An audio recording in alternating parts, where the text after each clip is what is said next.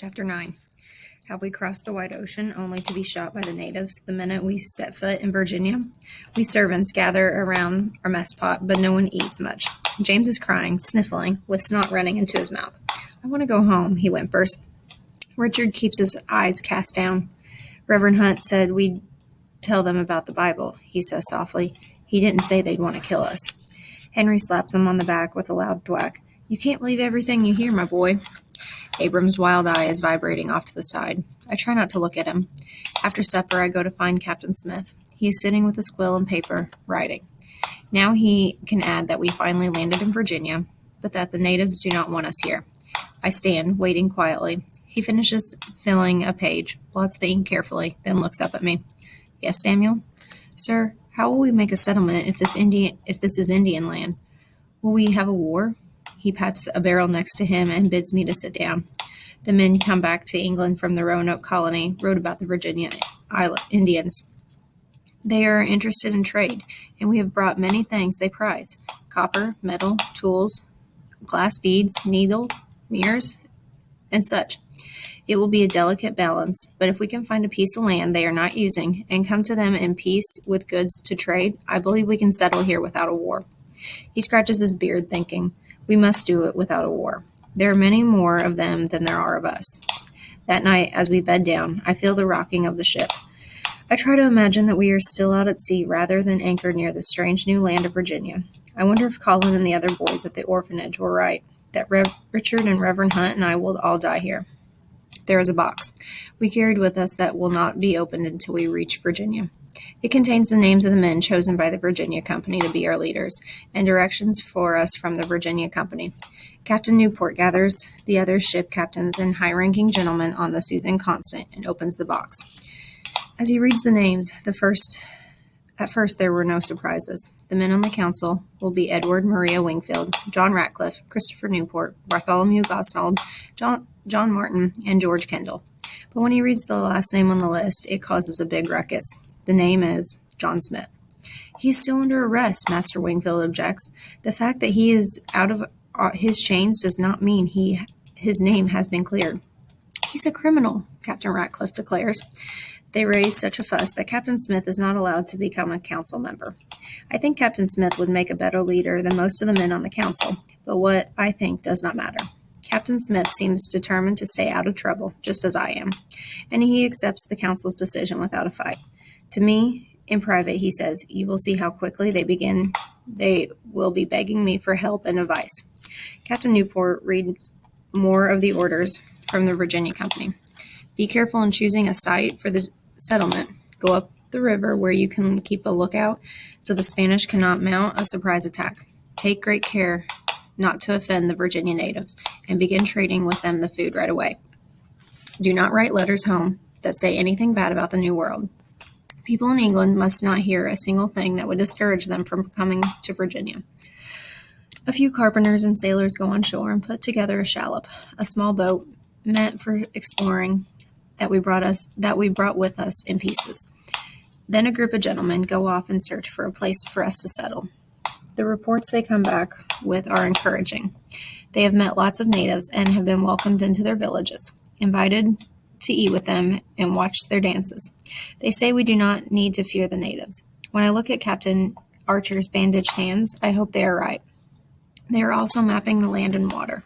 They say they have found a point of land with deep water and all around and named it Point Comfort. They have planted a tall cross at the mouth of the bay where they first landed and named the place Cape Henry. The only discouraging news is that they have no new sign of survivors from the Roanoke colony. Then, finally, on May 13th, 1607, 17 days after we first landed in Virginia, our explorers bring us the news that we have been waiting for. They have chosen a place for us to settle. It's a place where the river is deep, close to shore, so it will be easy to moor our ships to trees. It's got fresh water from the river, rabbits, squirrels, birds, mussels, oysters, fish, crabs, strawberries, and mulberries. It's safe from the natives because there are none living nearby. We'll also be safe from the Spanish because it's on a peninsula, and we'll be able to see any approaching Spanish ships for miles down the river. They've named the river the James in honor of King James of England, and our settlement will be called Jamestown.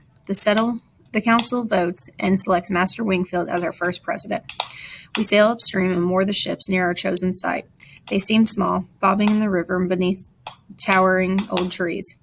Their paint of blue, maroon, and yellow so rich that when we began this journey are now faded and chipped. They have weathered nearly 5 months at sea, and they show it. As the sun sets, I gaze at what will be our new home. There are high bluffs just upstream, but our site has been a sandy shoreline along the river.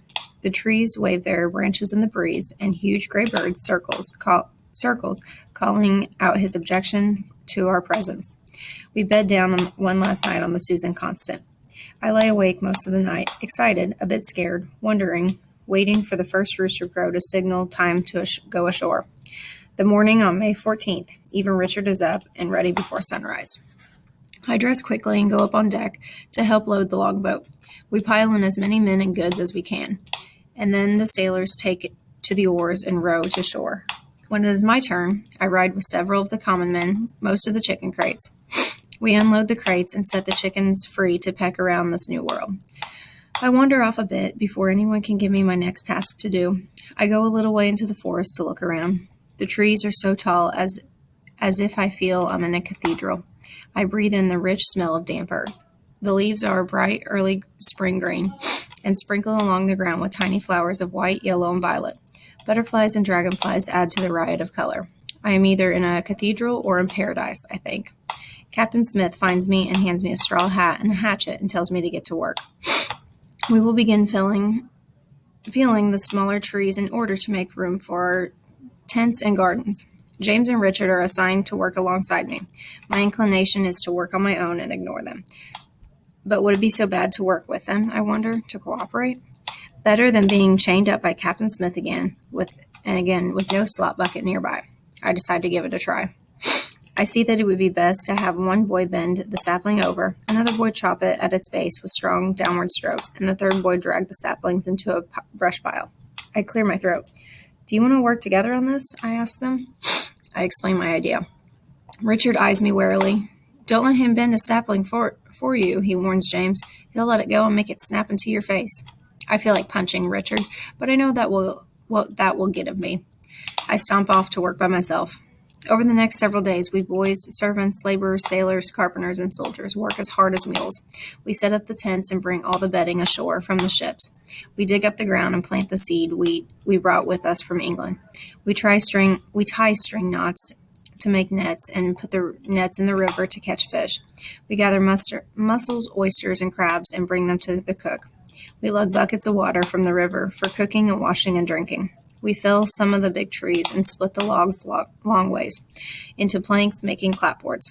We load the clapboards onto the ship so they can be taken back to England to build English houses. We also dig up sassafras roots to ship back to England. President Wingfield says it will sell at a very good price because it is used to make some medicines. I am so tired by the end of each day that sometimes I fall into bed without bothering to take off my shoes. The days are warm and the nights are cool, with the constant sounds of insects and tree frogs luring us to sleep. Some of the gentlemen pitch in and work hard, but most of them just take turns standing guard, their muskets ready, with slow matches smoking. For several days it seems as if we are all alone in the Virginia wilderness. Then one day I look up from my hoeing and freeze, afraid to move or even cry out.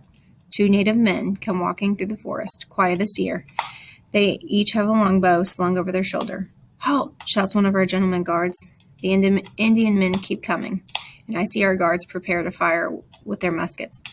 "Wingapo!" one of the native men calls out. "Wingapo? Captain Smith has told me this is their greeting, and it means my beloved friend." The Indians hold up their baskets, showing us that they have brought us something, and they both smile.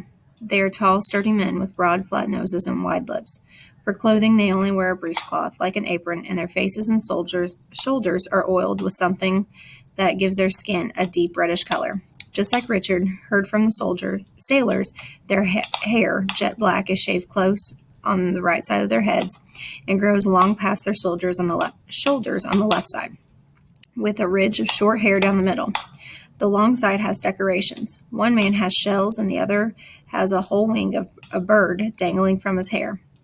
Our guards approach them, still carrying their muskets. The taller of the two Indians points to their muskets, then to his long bow. He lays his long bow on the ground, motioning it to our guards to do the same. I see the gentlemen hesitate, but then they lay down their arms. We gather around the baskets and find ripe red strawberries, purple mulberries, and round loaves of bread made from some kind of coarse meal. It smells wonderful. Captain Smith joins us and begins to converse with the men. Using his hands and words from their language, he gives them glass beads and copper in return for the food that they have brought. One of the native men sees me eyeing the bread, and he laughs. He breaks a piece off, hands it to me, and nods off as if saying, "Go ahead, eat it." I say, "Thank you," even though I know he doesn't understand. The bread is delicious. After that, the natives come to us nearly every day. Sometimes 2 men, sometimes 3. They call out, "Wingabo," when they approach our settlement, and always bring us baskets of food. The natives are happy with the glass beads and copper we give them. Captain Smith explains to me how copper is rare and precious to them, so it is like gold to the English. They have no means to make glass, and so the beads with their bright colors are to them like rubies, emeralds, and diamonds are to the English. At first, I thought that the Indians were strange to be willing to trade so much for a few glass beads, but now I see that it is as if they are trading strawberries for rubies and corn for diamonds. One day, Captain Smith surprises us. "I believe the savages are spying on us," he says. "I watch the way they look around while they are here. I think they are counting our men, seeing where our tents are located, and plotting an attack. We have invaded their land, and I believe they will fight us to get it back. We must build a palisade to protect the settlement." "Nonsense," declares President Wingfield. "You see how friendly they are. If we build a palisade, it will look as if we are the enemies. We will build no fortification." Captain Smith grumbles, but there is no arguing with President Wingfield, and I think that President Wingfield is right. The Indians have been very friendly and welcoming to us. Captain Smith's suspicion runs like poison through the settlement. What if the natives are spying on us? What if they are planning an attack? How will we protect ourselves with no palisades? The Virginia Company has provided our men with extra weapons and armor. In England, commoners do not carry weapons, but here almost everyone has them. Still, when their weapons and armor were being issued, by the time they got to the last of the laborers and servants, they ran out. Some of us have no protection at all.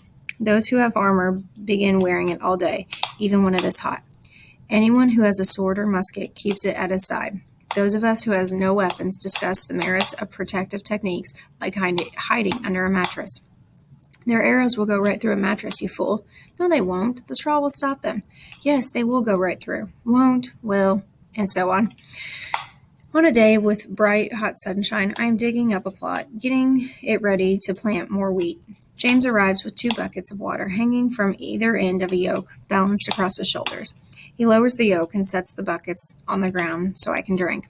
I take a ladleful and spit it out. "It's salty," I complain. I glare at him. He has done this on purpose, just to spite me. But he flinches as if I might hit him, and I see the innocent look in his eyes.